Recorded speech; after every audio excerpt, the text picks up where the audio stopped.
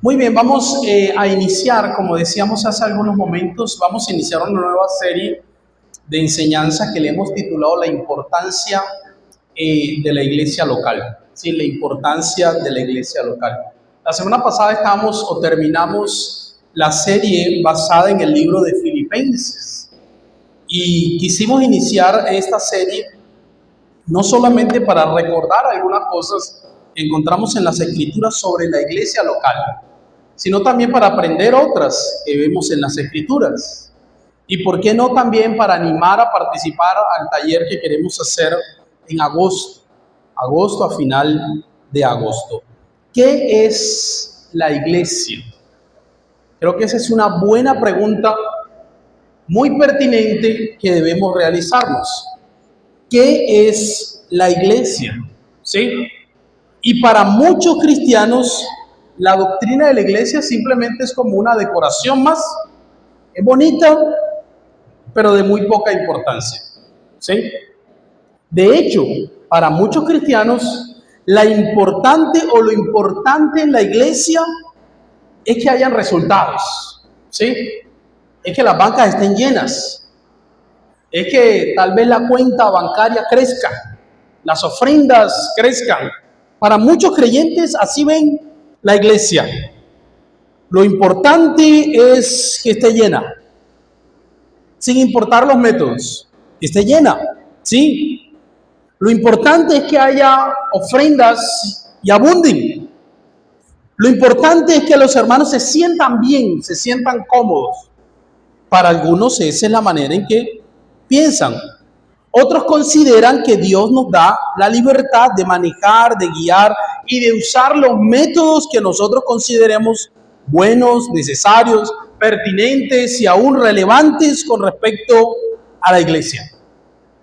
El problema, hermanos, es que mientras nosotros sigamos evaluando el éxito de una iglesia a partir de los números, vamos a estar mal, ¿sí? Mientras nosotros seguimos evaluando el éxito de una iglesia a partir de lo económico, vamos a estar mal. Necesitamos evaluar el éxito de una iglesia a partir de otro fundamento. Si lo seguimos evaluando a partir de los números, podemos alejarnos de lo que la Escritura nos enseña. Si seguimos evaluando el éxito de la iglesia a partir de lo económico, es decir, que suban las ofrendas, que suba la parte económica, podemos llegar, hermanos, a alejarnos de lo que las Escrituras nos enseñan. Y yo creo que la Biblia nos enseña que el éxito de una iglesia, hermanos, no está en los números. El éxito de una iglesia no está en la parte económica. El éxito de una iglesia no está en el crecimiento. El éxito de una iglesia está en la fidelidad a la palabra de Dios. Cuán fieles somos a las Escrituras. Con eso no estoy diciendo que el crecimiento no sea importante. Con eso ni siquiera estoy diciendo que el crecimiento económico y que suban las ofrendas, que los hermanos, la semana pasada hablamos de ser generosos, ¿se acuerdan? Con eso no estoy diciendo que no debemos ser generosos con la obra, que se deben tal vez abrir otras iglesias. Claro que sí, hermanos, claro que sí, y la Biblia nos lo muestra. Pero ese no puede ser el fundamento o el parámetro para evaluar el éxito de una iglesia. El éxito de una iglesia se debe fundamentar en la fidelidad al mensaje, fidelidad a la palabra de Dios. ¿Qué tan fieles somos a la palabra de Dios? ¿Qué tan fieles somos al mensaje del Evangelio? ¿Sí? Estudiar la doctrina de la iglesia es de suma importancia. La iglesia surge solo a partir del Evangelio. Y una iglesia distorsionada generalmente coincide con un evangelio distorsionado. Una iglesia distorsionada generalmente es resultado de un evangelio distorsionado. Y muchas veces también, ya sea que conduzca a veces a tales distorsiones o sea el resultado de tales distorsiones. Las desviaciones graves de la enseñanza de la Biblia sobre la iglesia normalmente implican otros malentendidos con respecto a doctrinas esenciales de la fe cristiana. ¿Sí? De hecho, el apóstol Pablo, hermanos, les decía a Timoteo lo siguiente. Leamos 1 Timoteo 3, 14 al 15. 1 Timoteo 3, 14 al 15. Y yo creo que el texto no nos da tanta libertad para hacer y decidir conforme a nuestros propios criterios con respecto a la iglesia local. ¿Sí? Yo creo que el texto nos da claridad. Yo creo que el texto nos habla aún hasta de los métodos. Yo creo que la Biblia nos habla de eso, de la manera, de la forma. Miren cómo dice el apóstol Pablo en 1 Timoteo 3, 14 al 15. El apóstol Pablo escribe a Timoteo, un joven discípulo de él, ¿sí? En cierta ocasión hablamos de Timoteo, ¿sí? Y miren cómo él le escribe a Timoteo y le dice lo siguiente. ¿Cuál es el propósito que Pablo tenía al escribir primero a Timoteo? Miren cómo dice el texto. Dice, te escribo, aunque tengo la esperanza de ir pronto a verte, es decir, de ir a visitarte donde él estaba, Timoteo. Pero ¿para qué le escribió Pablo primero a Timoteo? ¿Qué dice el texto? Sí, versículo 15. Para que si me tardo, pero ¿dónde está el para qué? Para que sepas cómo debes ¿qué? Conducirte en la casa de Dios. Pablo le escribe a Timoteo, la primera carta de Timoteo, para que Timoteo sepa cómo debe conducirse en la iglesia local. Es decir, para que él sepa qué debe hacer. Tal vez Timoteo se estaba preguntando, Pablo, ¿me dejaste aquí en Éfeso? Mire el problema tan grande que hay en esta iglesia. Hay problemas de esto, de aquello, de aquello. ¿Por dónde arranco? ¿Sí? ¿Qué hago? ¿Cómo hago? Cualquiera nos haríamos esa pregunta. Y Pablo le escribe esa carta y le dice, muy bien, Timoteo. Comienza por lo más importante, ¿sí?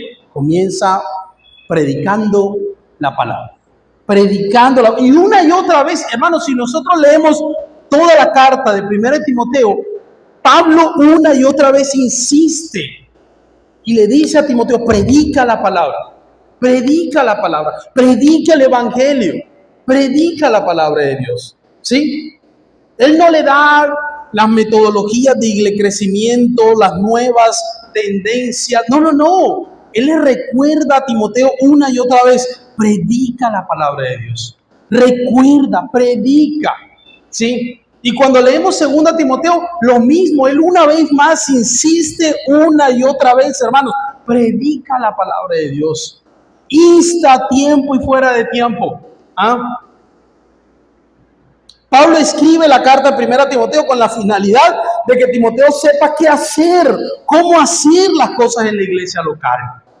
Y muchas veces, hermanos, nosotros buscamos otros consejos y otros modelos antes de ver lo que la Biblia nos enseña sobre qué hacer en la iglesia local. Entonces, ¿qué hacemos? Comenzamos a ver lo que están haciendo en otras iglesias. Es que en aquella iglesia hacen esto, entonces vamos a hacerla nosotros. Es que en aquella iglesia en el tiempo de la alabanza apagan las luces, entonces nosotros vamos a hacerlo porque como a la gente le gusta eso.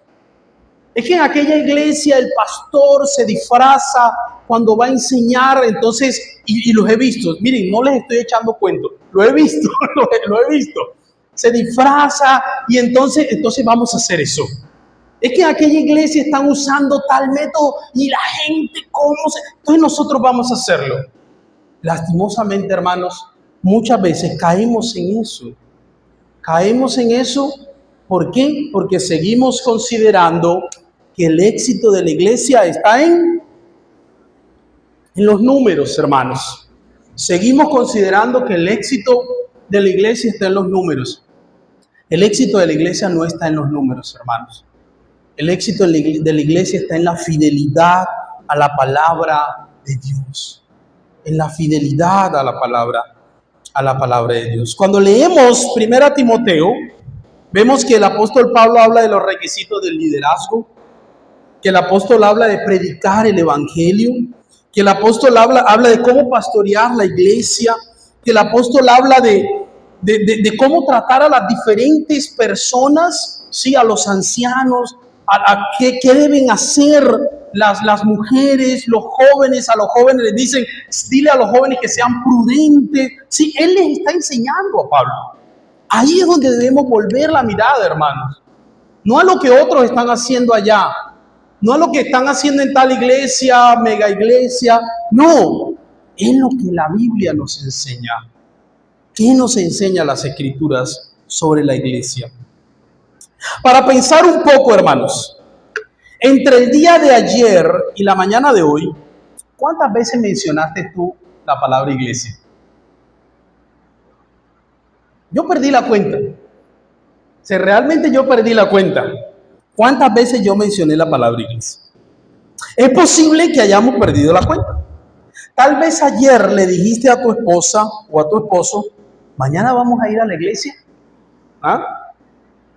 Tal vez le dijiste, mañana debemos levantarnos temprano para ir a la iglesia. O tal vez hoy temprano en la mañana les dijiste, apúrense que se nos va a hacer tarde para ir a la iglesia.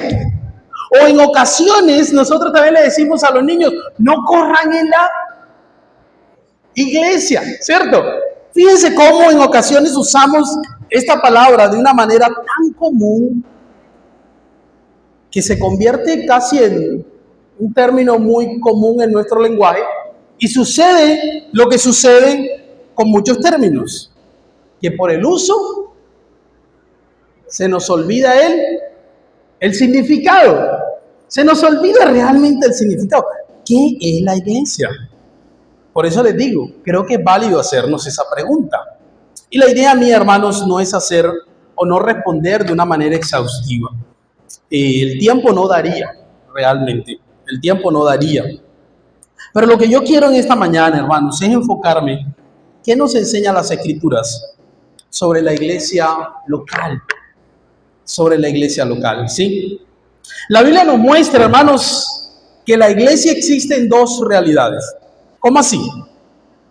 Hay una iglesia universal. Algunos llegan a decir una iglesia invisible. Y esa iglesia está compuesta por todos los creyentes de todos los tiempos, de todas las culturas y de todas las naciones. ¿Sí? Miren Apocalipsis 7, 9 al 10.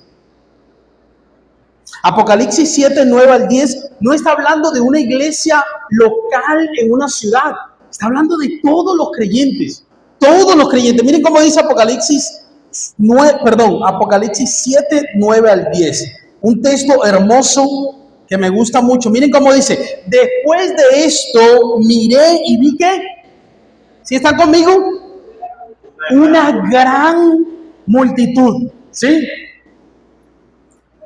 Una gran multitud. Un número que no se puede contar. Una gran multitud.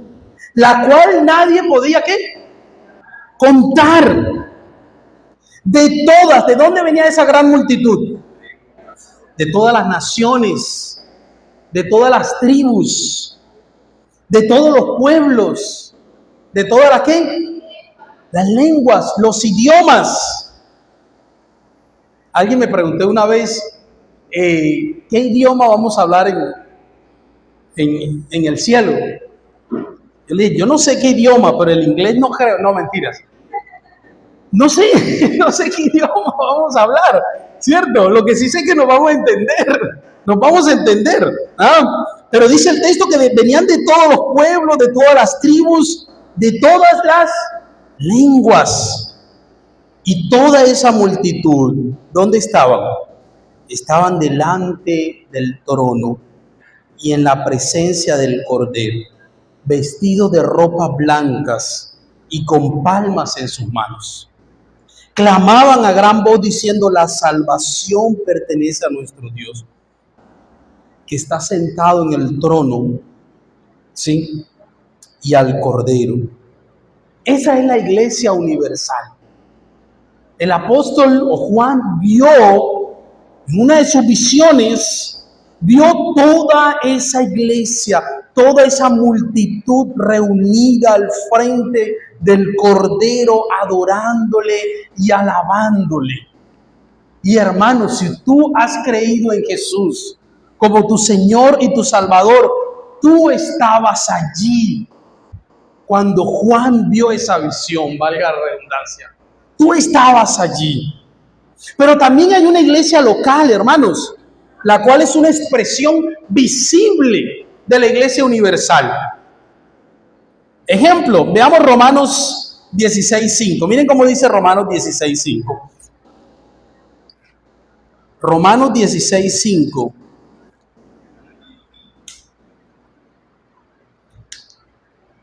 Romanos 16:5 dice así. Hoy sí vino mi hermano Gabriel.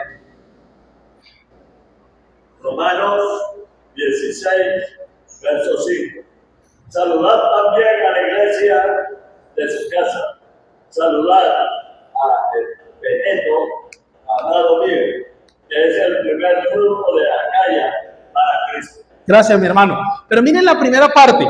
Saludad también a la iglesia que se reúne. ¿Dónde? En su casa.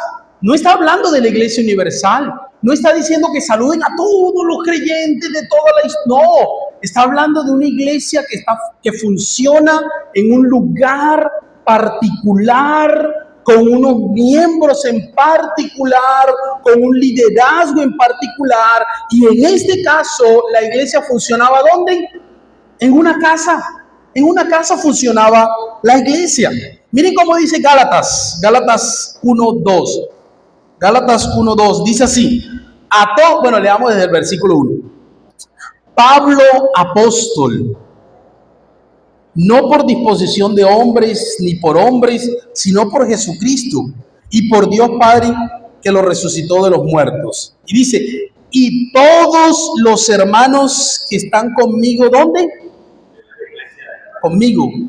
Bueno, y todos los hermanos que están conmigo, a las iglesias que estaban ubicadas, ¿dónde? En Galacia, en una ciudad. Parece que había varias iglesias locales y parece que esta carta debía distribuirse y pasarse por esas iglesias locales. La mayoría de esas iglesias locales funcionaban en casas. La mayoría, ¿sí? Funcionaban en casas.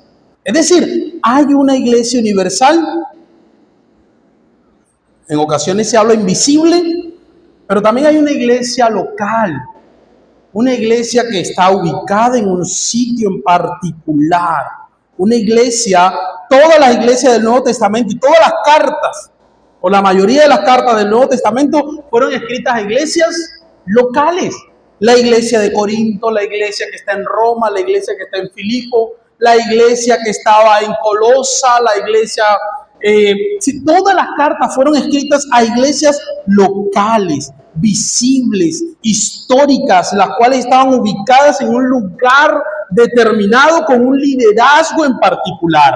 En el Nuevo Testamento, hermanos, la palabra iglesia aparece 110 veces. La palabra iglesia. ¿Y saben cuántas veces hace referencia? De esas 110 veces hacen referencia a la iglesia local. 96 veces hacen referencia esa palabra a una iglesia local, a una iglesia local. Por eso yo les decía, hermanos, es importante la iglesia local, ¿sí? De hecho, el énfasis que vemos en el Nuevo Testamento no es en la iglesia universal. Y con eso no estoy diciendo que no sea importante. Lo que estoy diciendo es que el énfasis que hay en el Nuevo Testamento es en la iglesia local. Eso nos muestra lo importante que es la iglesia local en el Nuevo Testamento.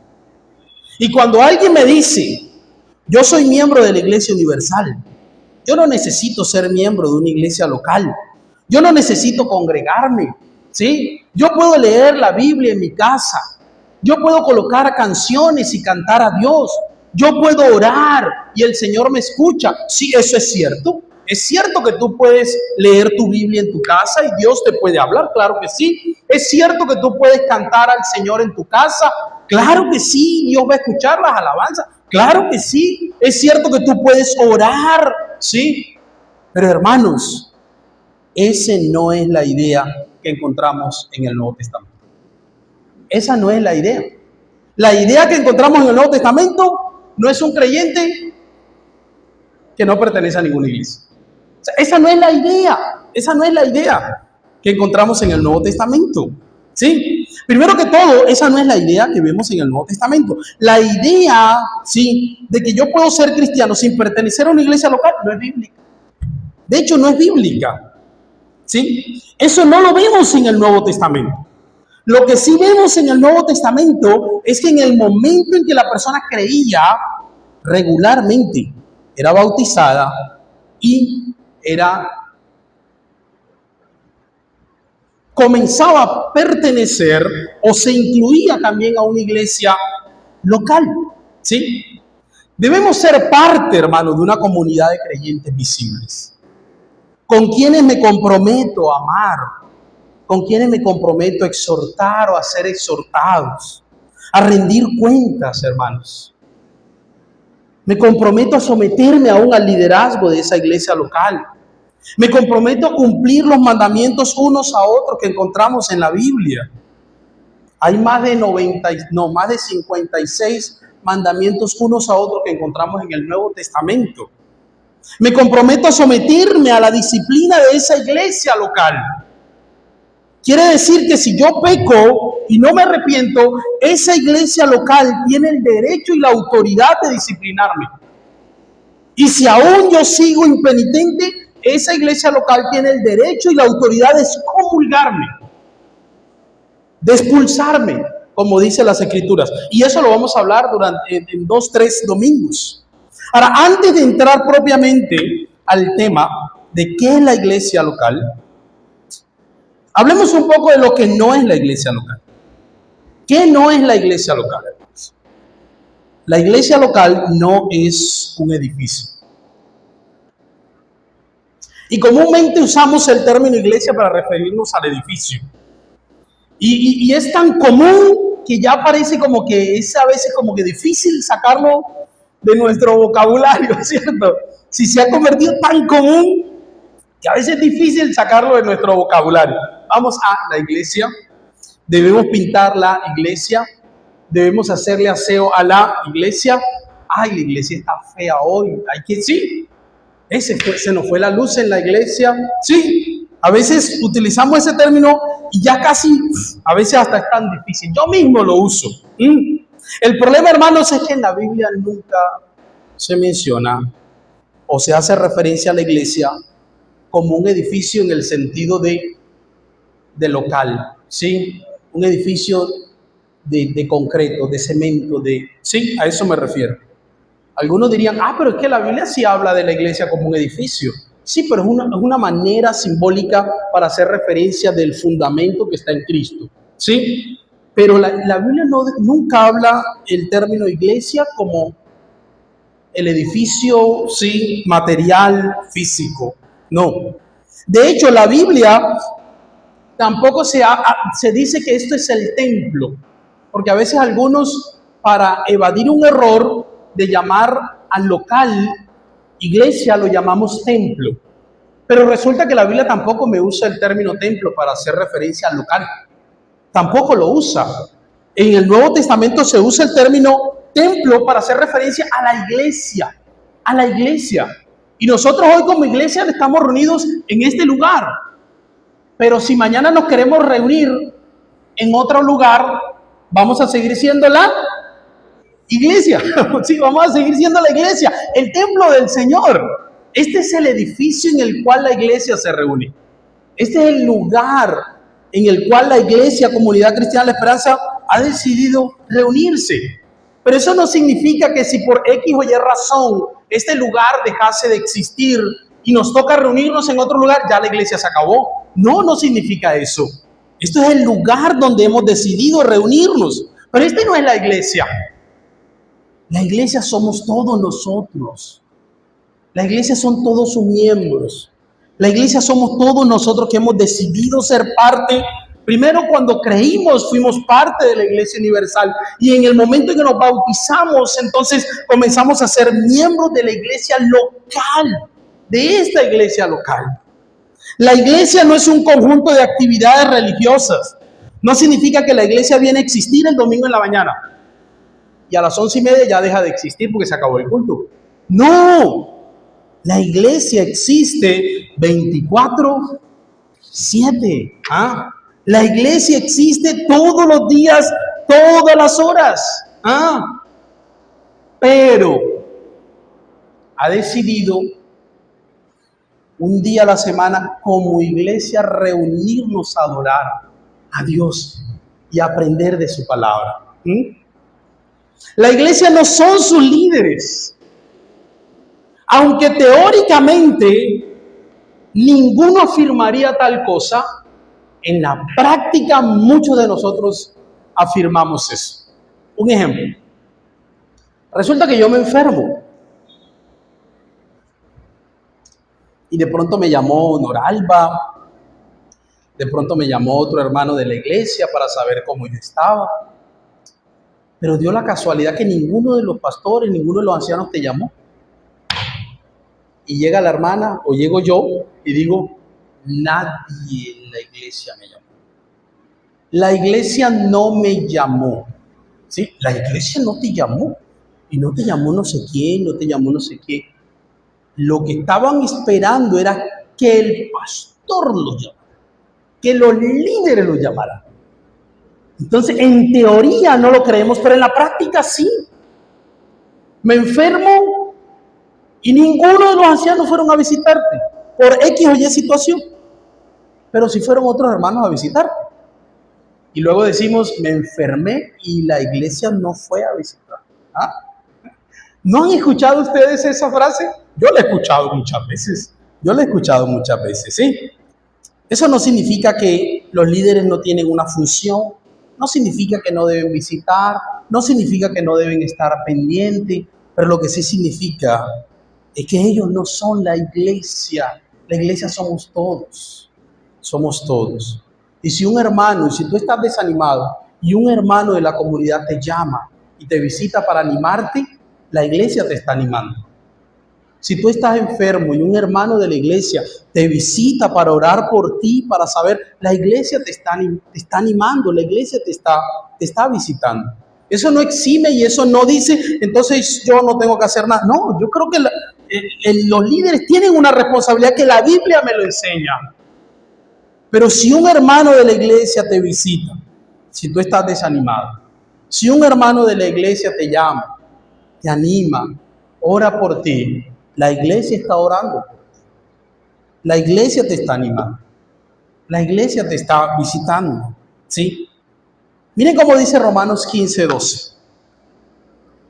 Romanos 15:12. Dice así.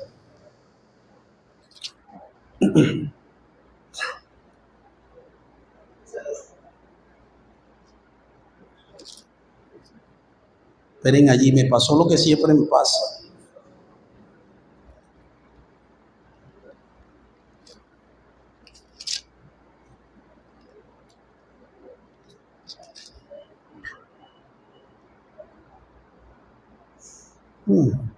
Se me perdió el texto, disculpen. Pero es el texto que dice, donde dice, vosotros podéis, si alguien me ayuda, se me perdió, en realidad me equivoqué, podéis aconsejaros unos a otros, podéis exhortaros, ¿sí? Unos a otros. Y el mismo apóstol está hablando a la iglesia. Cada uno de nosotros podemos exhortarnos unos. 15:14, gracias. 15:14. Ahora sí, vamos a leerlo, gracias. Dice, estoy seguro de vosotros, hermanos míos, de que vosotros mismos estáis llenos ¿de qué? De bondad y rebosantes de todo conocimiento. Ahora, ¿le está hablando a los líderes solamente? No, a toda la iglesia. Pablo le está diciendo, toda la iglesia. de tal manera que podéis, ¿qué? Exhortaros, aconsejaros, ¿sí? Hermanos, la labor de aconsejarse, de animarse, es de todos. Es de todos. No es de uno en particular. No es de X o Y persona. No es de solo 2, 3 personas. Ellos son los que tienen la responsabilidad, para eso le están pagando, ¿sí? No, no, no. Es de todos. Es de todos. Porque todos somos iglesia. Todos somos iglesia. Miren cómo dice 1 Tesalonicenses, la misma idea. 1 Tesalonicenses 5, 12 al 14. Después de hablar de los líderes, ¿sí? Entonces él dice lo siguiente. 1 Tesalonicenses 5, 12 al 14. Dice, os rogamos, hermanos, que reconozcáis a los que trabajan entre vosotros y os presiden en el Señor y os amonestan. Es decir, hay una función de los líderes. Pero luego dice, tenedlos en mucha estima y amor por causa de su obra. Tened paz entre vosotros. Y el versículo 14 dice, también os rogamos, hermanos, que ¿qué? ¿Qué dice? Amonestáis a quiénes. ¿Quién tenía que hacer eso? ¿Los líderes solamente? Todos, todos, hermanos. Significa que si tú ves a un hermano que está actuando mal, miren, la labor suya no es ir donde el pastor para que él le llame la atención. La labor suya es ir donde el hermano y amonestarlo. Miren cómo dice. Que amonestéis ¿a quiénes? A los ociosos. Que alentéis ¿a quiénes? Al que está desanimado. Entonces, pastor, yo no veo a tal hermano, tiene rato que no viene. ¿Por qué no va y lo visita? Bueno, yo puedo hacerlo, no tengo ningún problema. Pero es que la responsabilidad es de todos, ¿sí? Es todos. Tú también puedes ir y animarlo. Tú también puedes ir y llamarlo. Tú también lo puedes hacer, ¿sí? Luego dice que sostengáis a los débiles, que seáis pacientes con todos. Evidentemente los líderes tienen una función que lo vemos en Efesios 4:11.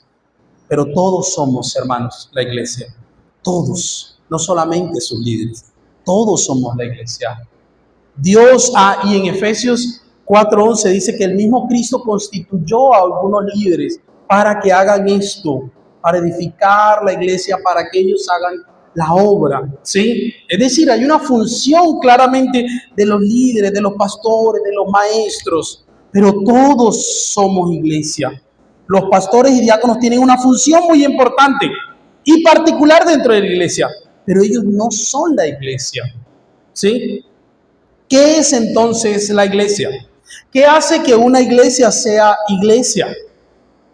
¿Es un grupo de personas que se reúnen a estudiar una vez a la semana sin ningún compromiso uno con el otro, una iglesia?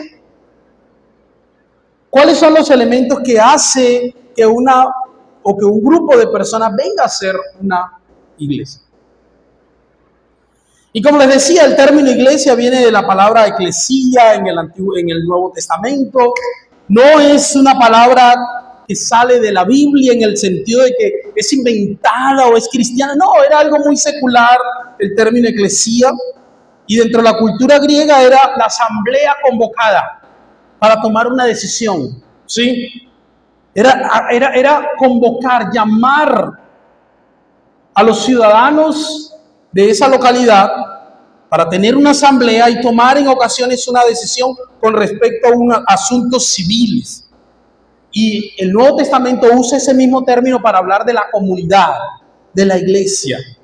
Es decir, en el Nuevo Testamento se refiere a la asamblea de aquellos que han sido llamados por Dios para estar fuera del mundo por medio de la predicación del Evangelio, para poner su fe en el Señor y someterse a Él. La iglesia es la asamblea de los convocados por Dios, los llamados por Dios. Esa es la iglesia. ¿Qué es entonces la iglesia local? Quiero usar esta definición que encontré y a partir de allí analizarla. Miren cómo dice. La iglesia local es un grupo de creyentes bautizados comprometidos en cuidarse unos a otros, que se reúnen regularmente para adorar a Dios a través de Jesucristo, para ser exhortados por la palabra de Dios y para celebrar las ordenanzas, bautizo y cena del Señor, bajo la guía de líderes debidamente constituidos. La iglesia local es un grupo de creyentes bautizados. Mateo 28, 18 al 20, ¿cómo dice? Mateo 28, 18 al 20.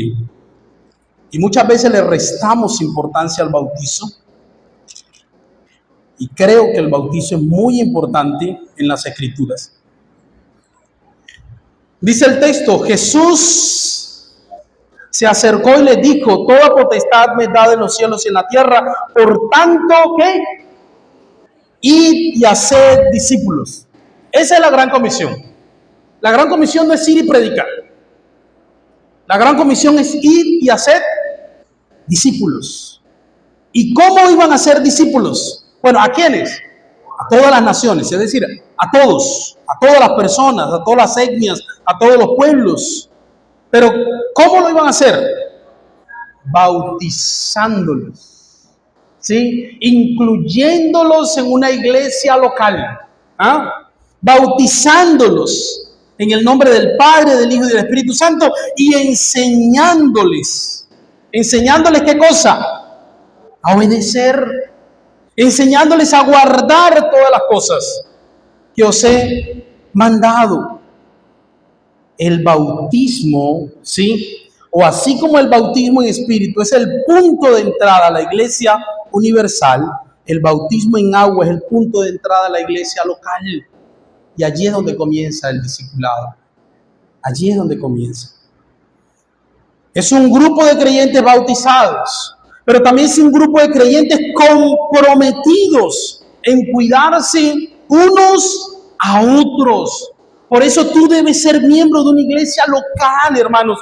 Debe haber un compromiso mutuo para evaluarse mutuamente nuestra sujeción a Cristo.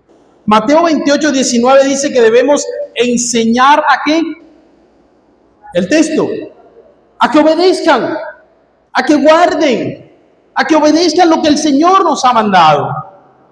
Significa que cuando yo me hago miembro de una iglesia, yo me estoy sujetando no solo al liderazgo, me estoy sujetando a todos ustedes para que todos ustedes evalúen mi sujeción a lo que la Biblia dice. Y todos ustedes, así como yo soy responsable de ustedes, todos ustedes son responsables también de llamarme si estoy actuando mal. Ese es el compromiso cuando yo me hago miembro de una iglesia local. Por eso necesitamos recuperar la enseñanza bíblica de la membresía. ¿Sí? Necesitamos eso, hermanos. La membresía es compromiso. Compromiso con Dios, pero también con una iglesia local. Debe haber un compromiso en obedecer los mandamientos unos a otros, como yo les decía hace algunos momentos. Hay más de 50 mandamientos unos a otros. Dice amaos unos a otros, dice ámense, perdónense, tengan misericordia unos con otros, cuídense unos a otros, exhórtense unos a otros, anímense unos a otros, dice no provóquense unos a otros, lleven las cargas unos con otros, hablen entre ustedes con salmos, himnos y cánticos espirituales, es decir, unos a otros. Sí, hay más de 50 mandamientos que encontramos en las Escrituras que nos hablan de unos a otros, sí, de unos a otros. La iglesia local es un grupo de creyentes bautizados, comprometidos en cuidarse unos a otros, que se reúnen regularmente.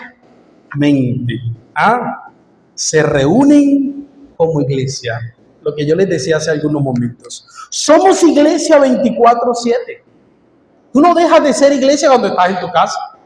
Tú no dejas de ser iglesia el lunes en la mañana. Tú no dejas de ser iglesia cuando estás en tu trabajo. Tú eres iglesia.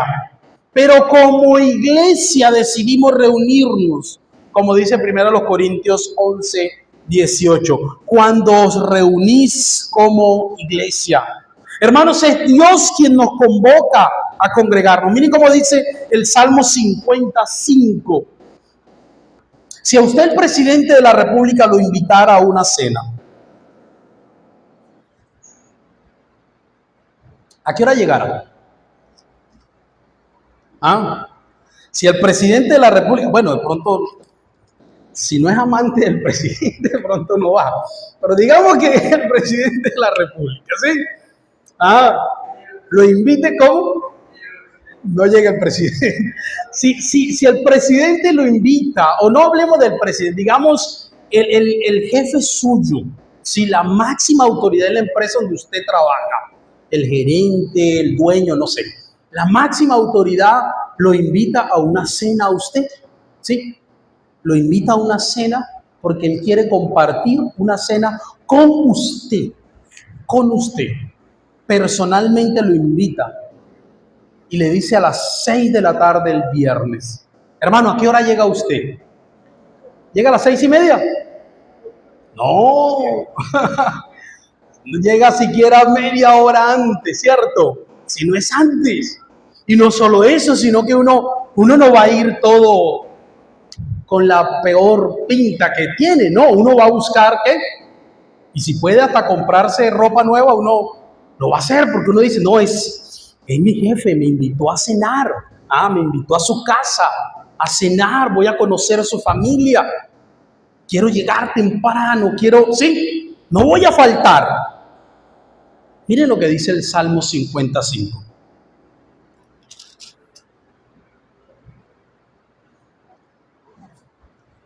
Salmo 55. Juntadme, ¿a quiénes? A mis santos, a los que hicieron conmigo pacto con sacrificio. Hermanos, es Dios quien nos invita a congregarnos. No es el pastor, no es la secretaria, es Dios quien nos está invitando a congregarnos. Es alguien mucho más que el presidente, es alguien mucho más importante, hermanos, que cualquier persona en la tierra, quien te está invitando a congregarnos, a estar juntos como iglesia. Y muchas veces nosotros vemos el congregarnos de una manera tan ligera, ¿sí? Y yo entiendo y sé que hay ocasiones justificables por lo cuales de pronto no vengo. Enfermedad, estoy viajando, yo sé, y a mí también me ha sucedido. De pronto estás de viaje, estás en otro lugar. Cuando yo salgo, pocas veces realmente, salgo de vacaciones con mi familia y me tomo un domingo en X y Y lugar, yo tengo las dos opciones, o me voy de paseo o busco una iglesia donde congregarme. La mayoría de veces busco una iglesia donde congregarme. La mayoría de veces, ¿sí? Pero hermano, yo creo que nosotros necesitamos evaluar, ¿sí? Es Dios quien te invita a congregar. No es el pastor, no es la secretaria, es Dios mismo. Por eso Hebreos 10:23-25 dice, no dejando de congregarnos, ¿cómo qué? Como algunos tienen por costumbre, porque a algunos se nos hacen costumbre. Sí, necesito doblar la ropa hoy. No, hoy no voy a la iglesia. No, es que tengo un ropero, pastor, que lavar. ¿Y por qué no lo hiciste el sábado? ¿Y por qué no lo hiciste otro día? Si fuera tu jefe que te estuviera invitando, estoy seguro que aplazarías cualquier cosa, ¿sí? Entonces necesitamos evaluar también eso. El Salmo 22:3, miren cómo dice el Salmo 22:3. Salmo 22:3. Pero tú eres santo, tú que habitas entre las alabanzas de Israel. La presencia de Dios lo llena todo. Y la Biblia nos lo enseña. Pero la Biblia enseña que Dios ha decidido hacerse presente en medio de la alabanza y en medio de la congregación de su pueblo. Él se hace presente de una manera especial cuando su iglesia se reúne. Cuando la palabra de Dios es expuesta, es Dios quien te está hablando, hermanos. Y a veces vemos eso tan ligero que en medio de la enseñanza y estamos en WhatsApp, estamos viendo un video, estamos en Facebook, estamos en otra cosa. Hermano, es Dios quien te está hablando a través de su palabra. Es Dios quien te está hablando a través de su palabra. Es su palabra la que está siendo expuesta. ¿Sí? Algunos consideran entonces que no es necesario congregarse. Que la Biblia dice, pastor, donde hay 2 o 3 en mi nombre, allí estaré. Dice el texto bíblico. ¿Sí? Pero ese es uno de los textos más sacados de contexto que hay. Miren cómo dice Mateo. Mateo 18, 15 al 22. Para aclarar ese pasaje.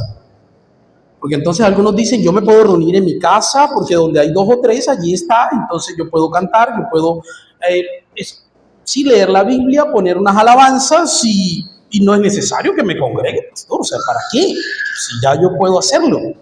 Y citan este pasaje. ¿De qué habla el texto realmente? Miren de qué habla el texto. El texto no habla de congregarnos. El texto habla de disciplina eclesial. ¿Sí? Miren cómo dice el texto. Ya casi termino para aquellos que de pronto... Dice, por tanto, si tu hermano peca contra ti, ve y repréndelo estando tú y él a solas. Mateo 18:15. Si te oyere, ha ganado a tu hermano. Pero si no te oyere, toma aún contigo ¿a cuánto? A 1 o 2, para que en boca de 2 o 3 testigos conste toda palabra. Si no los oye a ellos, dilo ¿a quién? A la iglesia. A la iglesia. Y si no oye a la iglesia, hermano, expúlsalo. Tenlo por gentil y publicano. 1 Corintios dice, sácalo. De cierto os digo que todo lo que atéis en la tierra será atado en los cielos. Y algunos hasta usan esto para la oración. Yo ato ese carro que necesito. No. Está hablando de disciplina. Sí. Y todo lo que desatéis en la tierra será desatado en el cielo. Es decir, esa decisión de disciplina va a tener el respaldo de Dios. Otra vez os digo que si 2 de vosotros se ponen de acuerdo en la tierra acerca de cualquier cosa que pidan, les será hecho por mi Padre. El contexto, disciplina que está en los cielos. Porque donde están 2 o 3 congregados en mi nombre, allí estoy yo en medio de ellos. Lo que está diciendo es, hermano, si algún hermano está en pecado y hacemos todo este proceso que aparece en Mateo 18, Dios está respaldando eso. Eso es lo que está diciendo el texto. No está diciendo y no está hablando de el congregarnos. ¿Para qué nos congregamos? Entonces, vamos una vez más a la definición. ¿Para qué nos congregamos? ¿Sí? ¿Para qué nos congregamos entonces? Para celebrar, ¿sí? Dice, es un grupo de creyentes bautizados comprometidos en cuidarse unos a otros que se reúnen regularmente para adorar a Dios a través de Jesucristo, para ser exhortados por la palabra de Dios, para celebrar las ordenanzas, el bautismo y la cena bajo la guía de líderes debidamente constituidos. ¿Para qué nos reunimos? Hermanos, nos reunimos para celebrar el Evangelio, para adorar a Dios por medio de Jesucristo. 1 Pedro 2:5 dice que nuestra adoración y nuestro sacrificio de alabanza son entregados por medio de Jesucristo, para exhortarnos por medio de la palabra de Dios. Colosenses 3:18 dice que abunde la palabra de Dios entre vosotros. Miren cómo dice Colosenses 3:16. Colosenses 3:16. La palabra de Cristo abunde ¿qué? En vosotros, enseñándonos, exhortándonos unos a otros con toda sabiduría. Pero no solo eso, ¿qué más dice? Cantad con gracia en vuestros corazones al Señor. ¿Y cantad con qué? Con salmos, con himnos, con cánticos. Hermanos, las canciones pueden ser muy bonitas, pueden estar muy de moda, pero si son canciones que se alejan de la palabra de Dios, no deben ser cantadas. Porque nos congregamos para exhortarnos por medio de la palabra de Dios, para celebrar las ordenanzas, el bautismo y la cena. Por medio del bautismo damos testimonio público de nuestra fe. Por medio de la cena recordamos el sacrificio de Jesucristo. Recordamos, sí, el Evangelio bajo la guía de líderes debidamente constituidos. Filipenses 1:1. ¿Cómo dice Filipenses? Filipenses 1:1.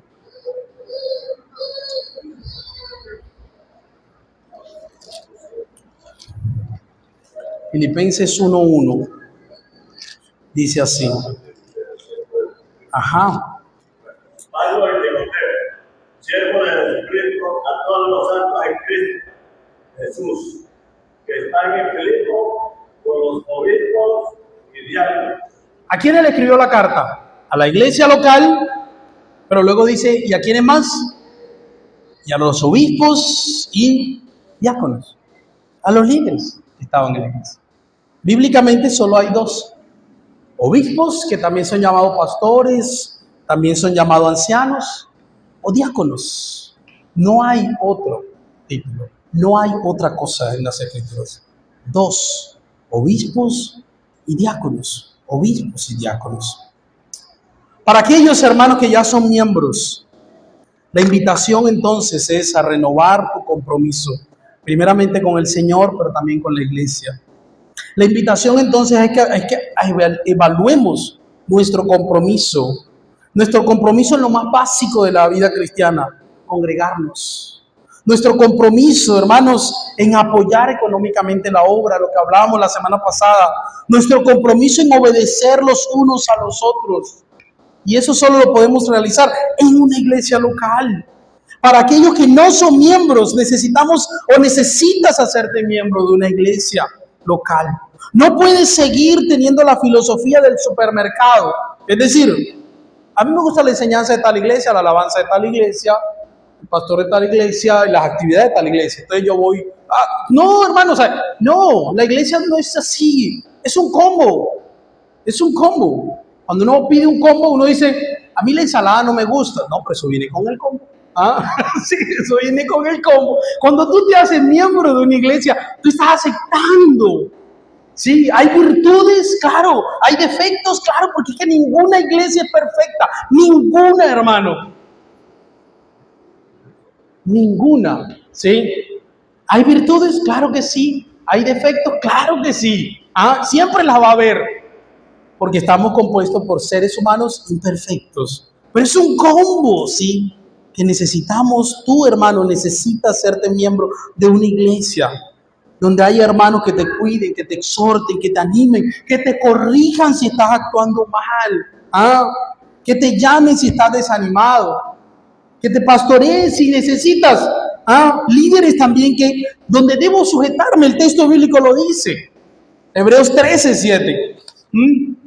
Tú y yo necesitamos eso. ¿Qué es la iglesia? La iglesia es un grupo de creyentes bautizados, comprometidos en cuidarse unos a otros, que se reúnen regularmente para adorar a Dios a través de Jesucristo, para exhortarnos con la palabra de Dios, para celebrar las ordenanzas bajo la guía de líderes debidamente constituidos. Vamos a orar. Hoy creo